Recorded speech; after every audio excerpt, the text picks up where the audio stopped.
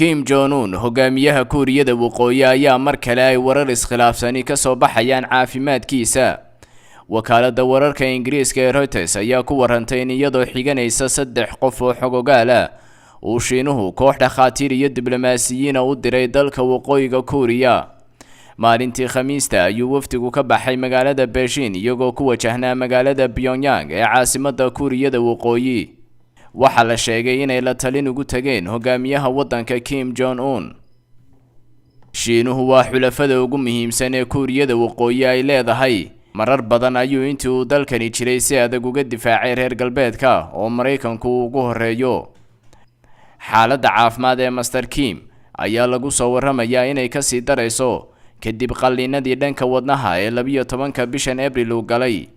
Qaar ka mid ah warbaahinta bariga Asia ayaa iyagu baahiyay geeridiisa.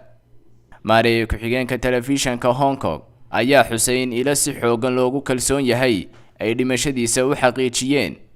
Wargeyska Shukan Gendai ee ka soo baxa dalka Japan ayaa isaguna ku waramay in xaalad dhimasho ku dhow uu ku sugan yahay Kim Jong-un. Waqooyiga Kuuriya oo ka mid ah wadamada xogtooda ay adag tahay in la helo ayaan wali ka hadal caafimaadka hogaamiyahooda. Arrintan ayaa shaki badan sii abuuraysa. Wadna xanuunka la soo darsay Kim ayaa loo sababeynayaa cayilnaanta ama baruurta badan ee uu leeyahay, sigaarka oo uu aad u cabo, iyo shaqooyin badan oo bilihii la soo dhaafay uu qabtay hogaamiyahan 36 jirka ahi. Tareen uu leeyahay oo inta badan raaco ayaa lagu arkay deegaan ku yaala bariga waddanka. Sawirada waxa baahiyay dayax gacmeedyo hawada sare ku sugan maanta oo Axada.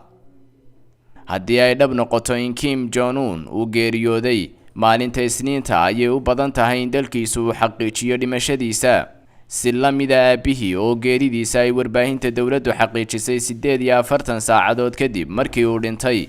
Wadna xanuun ayuu aabihiina u geeriyooday. Arrinta xiisaha gaarka u yeelaysa xaaladda caafimaad ee hogaamiyahan ayaa saameynta uu ku yeeshay dunida muddadii uu xukumayay dalkan ku yaala bariga qaaradda Asia. Waxa bedelaysa haddii uu dhinto walaashi oo ka yar waa Kim Yo Jong waana 31 jir. Khadar Haybasaab TV.